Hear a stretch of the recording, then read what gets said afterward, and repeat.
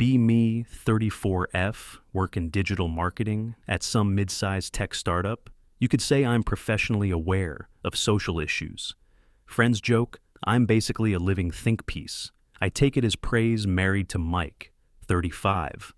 Met sophomore year of college, been married about 6 years. Now he's a software developer, classic STEM dude, energy super kind, dependable, predictable by every normal metric. Imaginable, I basically hit the jackpot, husband-wise, and somehow that's exactly the problem, because it's also traditional. Lately I've felt boxed in, not really by Mike as a person, more by marriage itself. The whole institution feels like this old patriarchal system, meant to formalize ownership of women during the day. I'm constantly breaking down systems of power and oppression. Then every night I come home to the most conventional structure possible. The nuclear marriage makes me feel like a walking contradiction. So I start consuming content. A lot of content articles, podcasts, long Twitter threads, relationship theorists, poly-influencers, people preaching relationship anarchy. The algorithm definitely figured me out. My entire feed turns into pastel infographics about ethical non-monogamy, plus smiling triads drinking wine in Spain, everyone talking about intentional love structures. It all looks so honest, so evolved. My best friend is Lisa, also 34F. We've been tight since freshman dorm days. She teaches high school literature, absolute sweetheart, but also very old school romantic, still believes in the idea of the one. I've tried gently nudging her worldview for years, peeling back the Disney fairy tale programming layer by layer. She always just smiles and shrugs, says, I just want the kind of marriage my parents have. Adorable, honestly. The spark that starts everything shows up at work. New hire named Caleb Sr., graphic designer, shows up with a sleeve tattoo that looks like some Toni Morrison. Quote, wears those knitted eco-brand beanies, year-round casually mentions a spiritual retreat he did in Costa Rica. Basically a walking stereotype of my exact aesthetic preference. We immediately click like intense intellectual chemistry. We start joking around in Slack threads, dropping references to Derrida and bell hooks. It's all very heady and weirdly very hot. There's this low-level tension humming under every conversation, a kind of spark I haven't felt in forever. Meanwhile, Mike's version of intellectual bonding is us doing the LA Times crossword together Sunday mornings, which is sweet but not exactly soul-igniting. One night, I'm lying in bed scrolling, Instagram, doom scrolling as usual. An influencer I follow posts a beach photo. It's her husband, and her girlfriend, all holding hands. Sunset behind them, caption is a massive paragraph about freeing love from colonial structures. Something about emotional sovereignty. It hits me like a truck. This is the solution. I don't want to leave. Mike, I do love him in my own way. He's family, he's home base, but I also want to explore whatever this thing is with Caleb. I want both, and honestly, why shouldn't I? Isn't refusing to choose the most empowered option possible? So, I decide to talk to Mike. I spend 2 full days preparing what I'm going to say, seriously preparing, collecting points, examples. Arguments like, I'm about to defend a graduate thesis, main ideas. 1. Monogamy is a social construct. 2. Our relationship is strong enough to grow past it. 3. Radical honesty will actually make us closer. I rehearse everything in my head. I'm ready. Tuesday night rolls around. Mike just finished cleaning the kitchen after cooking dinner. He's on the couch playing his Nintendo Switch, some old retro game, probably Mario or something. He loves old classics. The apartment feels calm, domestic, peaceful. A small part of me wonders if I should just leave things alone, just enjoy this life. But the louder voice in my head, the one that read feminist theory in college and felt awakened, says, no, you're meant for more than this. Hey, can we talk for a minute? He pauses. The game immediately turns fully toward me. That's Mike, always attentive. Sure, what's going on? I launch into the speech, start talking about social expectations, limitations of the nuclear family structure, how relationships can evolve over time. I drop words like paradigm and heteronormative frameworks. I can see him trying really hard to keep up. He's nodding politely, but his eyes are getting wider. He looks like someone watching a magic trick and trying to figure out the trick. Eventually, I reach the actual point. I think we should consider opening the marriage. Dead silence. The only sound is faint game music still coming from the paused console. He just stares at me. You mean seeing other people? His voice is quiet, almost small. Yes, but ethically, with communication, boundaries. We'd set rules and check-ins. I explain it like a seminar, not random chaos and intentional evolution.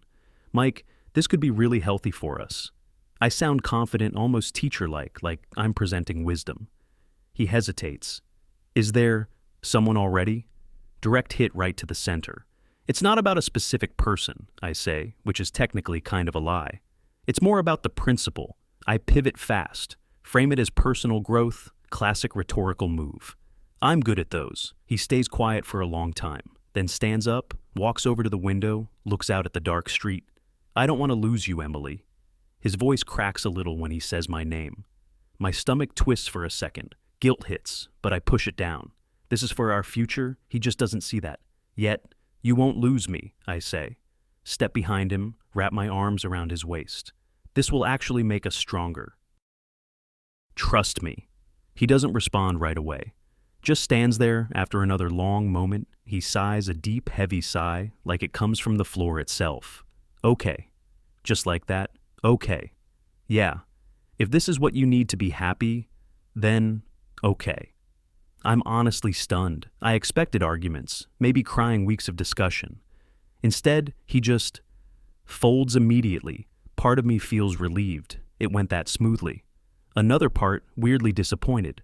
There wasn't more resistance, and this tiny, ugly voice in the back of my mind whispers, wow. He folded fast. I shove that thought away immediately.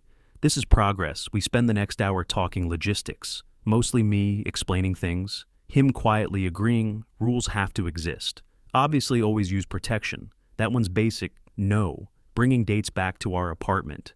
This space stays ours. We have to inform the other person before a first date happens. No secrets, no emotional entanglements. I push especially hard on that rule mainly for his sake. I know I can separate feelings from physical stuff, not totally convinced he can. We also agree on veto power. If one of us feels uncomfortable about a specific person, the other has to respect it. He nods along to everything, barely pushes back. He looks kinda hollow by the end, but he still agrees. When we finally go to bed, he rolls onto his side, facing the wall. Doesn't reach back for me. First time in years. We haven't fallen asleep spooning. I stare at the ceiling for a while. Tell myself, this is the price of growth. Freedom always comes with discomfort next morning. I wake up buzzing with energy, like I'm stepping into some bold new chapter. Meet Lisa for lunch. Tell her everything I'm expecting. Shock, maybe even a lecture. Instead, she just listens quietly. Face hard to read, wow, Emily, that's a big change. It's the right change, I say quickly, for my autonomy, for personal growth. She nods slowly. And Mike, how's he handling it? He's been incredible, I say, really supportive. I spin it like he's some enlightened ally. He understands my happiness matters. Lisa stirs her iced tea slowly. But is he happy? The question just sits there. I answer way too fast. His happiness is connected to mine. He'll adjust once he unlearns all the monogamy conditioning. She nods, but doesn't look convinced, then casually changes the topic, which annoys me more than if she had argued. Why can't she just celebrate this? Why can't she see how brave this decision is? Later that afternoon at work, I run into Caleb in the break room while grabbing coffee. Heart starts pounding immediately, time to test the waters. So, my partner and I recently shifted to a non-monogamous relationship setup, I say casually. His eyes light up instantly. Nice, he says, radical transparency. Love that energy. Perfect. I was wondering if you'd want to explore whatever this connection is. Outside work. He smiles slowly, very confident smile. Honestly, I was hoping you'd say that. We set up a date for Friday night, Thursday evening, I tell Mike. Just so you know, I've got a date tomorrow. He's at his laptop on the couch, barely looks up. Oh, okay. Pause. With who? Caleb, from the design team. All right. Have fun. That's it. No follow-ups, no visible emotion, no jealousy, almost unsettling how neutral he is. This is literally what I asked for. Honesty, no drama, but some small, selfish part of me expected at least a little reaction. Maybe him fighting for me a bit. I catch myself thinking that and immediately scold my own brain. That's toxic conditioning. Friday arrives, I spend almost 2 hours getting ready. New dress Mike's never seen before. Hair done, makeup. Perfect. I feel like I'm 19 again, sneaking out for a first date. It's exciting. I go to say goodbye before leaving Mike's on the couch again. Same spot as usual. I lean in for a kiss. He sort of recoils slightly, then turns his cheek instead. The moment feels weirdly formal cold. "Have a good time," he says. Eyes still on the TV. Strange, but whatever. This is the new dynamic I head out. Date with Caleb is fine. We go to one of those pretentious wine places, everything labeled organic or natural. The wine tastes like fermented dirt. He talks a lot, mostly about himself, his spiritual awakenings, his critique of capitalism delivered from a $1,000 phone, his ex, who apparently was too emotionally intense. That comment feels like a red flag. I ignore it. The chemistry that felt electric online now feels more like sitting through a guest lecture. Eventually, we go back to his place, minimalist loft, one chair mattress on the floor, exactly what you'd expect. The hookup itself is fine, very performative, like he's trying really hard to prove how thoughtful he is. I leave around 1:30 in the morning, feeling oddly empty. Grab an Uber. Home apartment is dark when I get back. Mike's already asleep, on his side of the bed. Facing the edge, I slide under the covers. There's this huge empty space between us. Feels like a canyon. I thought I'd feel guilty instead. I mostly feel numb, just tired next few weeks. Settle into a routine. I see Caleb a couple more times. The spark fades fast. Turns out he's kinda boring. All his big ideas are just podcast talking points. Try a few dating apps, huge mistake, endless guys claiming they're ethically non-monogamous, but really just looking for consequences. Free cheating, others are awkward, emotionally stunted, or clearly chasing some weird fantasy. This whole scene isn't the glamorous liberation I pictured. It's mostly scheduling headaches and awkward drinks. Meanwhile, Mike feels like a ghost in our own home, always polite but distant. He stopped cooking dinner for us. We eat separately. Now he spends most evenings in his office or out somewhere. One Saturday, I see him tying his running shoes. "Where are you headed?" I ask. "Gym," he says simply. He's been working out a lot lately. Dropped some weight, getting pretty fit. Actually looks better than he has in years. He also goes out with friends more, his old college buddies. Guys, I always thought were kinda boring. They grab beers, play tabletop games, whatever, nerd stuff they enjoy. He seems happier lately, but not with me. His happiness exists somewhere I'm not included, and it's starting to bother me. So, one night I finally try to talk to him about it. "Hey, we haven't really spent time together lately," I say. One evening he's standing in the kitchen pouring himself water. "I know I've been busy, but is everything okay? Is this about the open thing? Are you all right with all this?" He shrugs slightly. "I'm fine, Emily. This is what you wanted, right? We're just being honest and living our own lives." He throws my own philosophy right back at me, and somehow that annoys the hell out of me. He hasn't gone on a single date, not when I finally ask him about it one night. "Aren't you going to, meet anyone?" He shakes his head. "Not really interested right now. Just focusing on myself." A strange mix of relief and pity washes over me. Poor Mike, he clearly can't handle this lifestyle. He's not wired for it. He's probably just waiting for me to get bored and come back. The thought comforts me, but also feels a little insulting. Somehow, a few days later, I bring it up with Lisa. We're at our regular brunch place, the one with overpriced pancakes. "I don't understand him," I say. "I gave him freedom, and he's not even using it. He's just shut down." Lisa slowly sets her fork down, looks straight at me. "Emily, did you ever consider maybe it wasn't a gift?" "What do you mean?" "Of course it was. A gift means the other person wanted it." She tilts her head. "Did Mike ever say he wanted an open marriage?" I open my mouth to argue. Nothing comes out. "He's not you," she continues quietly. "He might not see the world the same way. Maybe he was perfectly happy before." Her words land like little punches. "He said he was fine with it," I mutter defensively. She raises an eyebrow. "Did he actually say that? Or did you just explain why he should be?" I don't have an answer. The silence is awful. I feel this sudden flash of anger toward her. Why isn't she on my side? You're only saying that because you're hopelessly traditional, I snap. You just don't get it. She looks genuinely hurt, then sighs. Maybe, she says quietly, or maybe I just know Mike. The rest of brunch feels awkward. I leave with a sour feeling in my stomach. Over the next couple weeks, a weird anxiety creeps in. The excitement of my new freedom is completely gone. All I notice now is the growing distance between me and my husband. The fun phase is definitely over. Just want things to feel normal again. A few months pass, leaves start turning outside. One night, Mike comes home late from work. He's been doing that more lately, but tonight he looks different, lighter, somehow. Almost glowing. You seem happy, I say carefully. He smiles a real smile, not forced. It's actually kinda beautiful. I am, he says, had a really good night. Oh yeah? What'd you do? Grab dinner with a friend. Anyone I know? He hesitates briefly. Actually, yeah. It was Lisa. My brain freezes. Lisa? My Lisa? You had dinner with Lisa? Yeah. Why?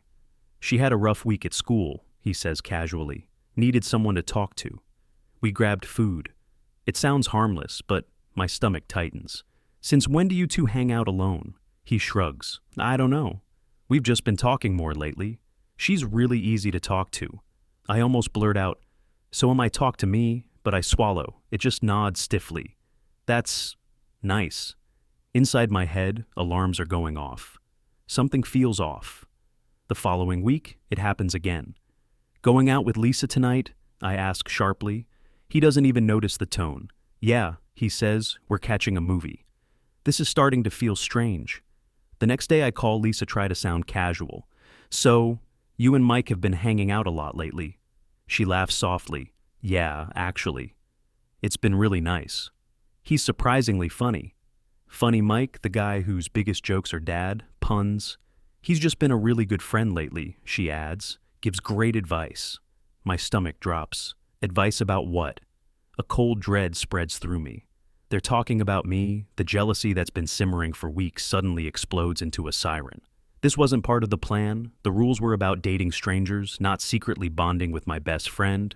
I try to calm myself down. They're just friends. I'm overreacting. After all, I'm the one who wanted all this. But the feeling won't go away, like something important has slipped out of my control. One Saturday, I'm supposed to meet some architect from Hinge instead. I cancel. I can't do this anymore. I don't even want to. I just want my husband back that night. I wait for Mike to get home. I'm ending this. The experiment is over. We'll fix things. He walks in around 9, still carrying that same warm, happy glow. It almost makes me angry. Mike, we need to talk.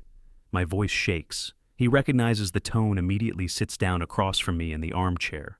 Okay. I take a breath. I'm done. This whole open marriage thing, it was a mistake. I want it to stop. I look at him expecting relief, expecting him to come hug me. Instead, he just studies my face calmly, too calmly. Okay, he says quietly. Okay. I repeat, yes. I want things back to normal. Just us. He shakes his head slightly. Emily, we can't. It feels like the floor disappears under me. What do you mean we can't? I started this. I can end it. It's not an experiment anymore, he says softly. Not for me. What are you talking about? He takes a long breath. I've been seeing someone. I laugh a sharp, ugly laugh. Seeing someone? Mike, you go to the gym and hang out with your board game friends. Who exactly could you be seeing? I sound cruel, don't even care. He looks straight at me. I've been seeing Lisa. The name hangs in the room like poison gas. I just stare at him, waiting for the punchline. Some horrible joke. His face stays completely serious. Don't be ridiculous, I whisper. Lisa is my best friend. He nods slowly. I know. You and Lisa are what? Sleeping together? Another nod, simple, devastating, and the rule? I almost scream, my voice cracking. The rule was no falling in love. My own stupid rule thrown back at me. He looks down for a moment, then back at me. I know, he says quietly, and there's real sadness in his voice. I broke the rule, Emily. His voice is quiet, steady. I'm in love with her. For a second, everything goes blank, like someone pulled the plug on my brain. The room tilts sideways. My husband is in love with my best friend. No, I whisper. No, that's not possible. How could you do that? My voice shakes. How could she do that? He rubs his face tiredly. It wasn't planned. It just happened. He looks straight at me. You were gone a lot, Emily. You had your dates. Your other life. I was alone. She was alone too. We started talking. About everything. About me, of course about me. She listened, he says. His voice getting stronger now. Actually listened. She didn't analyze me. She didn't tell me my feelings were some social conditioning problem. She just saw that I was hurting. Every word feels like a knife, he continues. We got close. Really close. It wasn't malicious. But it's real. A white-hot rage floods my body, blinding, burning. I'm furious at him for being weak enough to fall for someone else. Furious at Lisa for the ultimate betrayal. But underneath it all, I'm furious at myself. Because I built this whole disaster. I practically handed my husband to my best friend. Get out, I say quietly, my voice shaking. Emily, get out of my house. I start grabbing whatever is within reach, a couch cushion, a magazine, the stupid TV remote. I throw them at him one after another. He barely reacts, doesn't even raise his hands. He just stands there calmly, then sighs. My things are already packed. My stomach drops. What? I'm staying with a friend for now. He walks into the bedroom, comes back carrying 2 suitcases and a backpack. He planned this. He knew exactly how this conversation would go. He stops at the door, looks at me one last time. I'm sorry for how this happened, Emily. I really am. A pause, but I'm not sorry that it did. Then he leaves, the door clicks shut, and just like that, my life detonates. I stand there in the living room, surrounded by the junk I threw everywhere. Then my legs give out. I collapse onto the floor. Sobbing, the days after that are a blur. I call Lisa over and over, dozens of times. She never answers. Finally, a text shows up. I can't talk right now, Emily. I'm sorry for the pain, but this is real. Mike and I are together. I block her instantly, block him too. Everywhere, phone, Instagram, everything. I take a week off.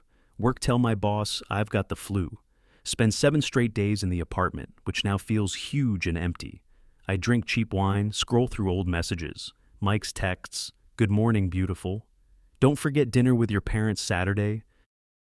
I added it to the calendar. Thinking about you today. Lisa's texts, brunch this weekend. You will not believe what one of my students said today. Girl, he is not good enough for you. It feels like reading the obituary of my own life. Divorce papers show up about a month later. Quick clean, Mike doesn't contest anything. Doesn't want the apartment, doesn't want half my savings. He just wants the process finished, honestly. That's the most humiliating part. He doesn't even hate me enough to fight. I'm just a loose end. He needs tied up before starting his new life with her. I tried dating again, eventually opened the same apps, same recycle faces, same bios about hiking and seeking connection. One guy proudly tells me he's a relationship anarchist. I almost dumped my water on his head. I can't do it anymore. The whole scene feels like a sad joke. Now, all those theories, all those principles, they taste like ashes. 6 months later, I'm at the grocery store, standing in the frozen aisle, trying to decide which sad single-person ice cream to buy. And then I see them, Mike and Lisa. They're near the checkout lane, laughing at something on his phone, his arm wrapped around her waist, her head resting on his shoulder. They look disgustingly happy, like one of those couples from cheesy commercials. Lisa is glowing more beautiful than I've ever seen her. No blazer, no lectures about dismantling systems. Just a simple summer dress, looking at Mike like he's the only man alive. The exact Disney romance energy I used to tease her about. And on her left hand, a ring. A simple, elegant engagement ring sparkling under the grocery store lights. I instantly duck behind a stack of frozen pizzas. My heart hammering, I watch them from my hiding spot. They pay for their groceries, their hands brush while packing the bags. They look like the most normal, happy couple imaginable, the exact kind I used to judge silently. I thought I was smarter than that, more evolved. They were the basic ones trapped inside outdated traditions. And now, I'm hiding behind frozen food, spying on them, heart shattered. They leave the store. I stay hidden another 5 minutes just to be safe. Then I abandon my cart completely and walk out. I sit in my car staring at myself in the rearview mirror. I look exhausted, older somehow, and very alone. I pull out my phone against my better judgment, unblock Lisa on Instagram. Her newest post appears instantly a photo of her hand wearing the ring, Mike's hand holding it gently. Caption says, "The easiest yes of my life. I can't wait to spend forever with my best friend. I love you, Mike." Thousands of likes, hundreds of comments. You two are perfect together. So happy for you both. I scroll through them slowly, like someone watching their own funeral. I spent years trying to dismantle fairy tales. Didn't realize I was living inside one. I thought I was the main character in some revolutionary story. Turns out I was just the villain in theirs. It's been a little over a year now. They got married last month, and small ceremony apparently. I only know because photos circulated online. Lisa in a simple white dress, Mike in a blue suit, standing under a big oak tree holding hands, both smiling like they won the lottery. Meanwhile, I still have my apartment, my important career, my principles, my independence, everything I said I wanted. But every night I lie in a bed that's way too big for one person, in a silence that isn't peaceful anymore, just loud. I used to have a husband who loved me and a best friend who felt like family. I thought freedom meant having more options. Turns out sometimes freedom just means knowing when you already have enough. I traded my happiness for an idea, and now all I have left is the idea. Some nights I open my laptop and look at their wedding photos. The way he looks at her is exactly how he used to look at me. I wanted an open marriage and it blew up in my face. I made the move and I lost the game.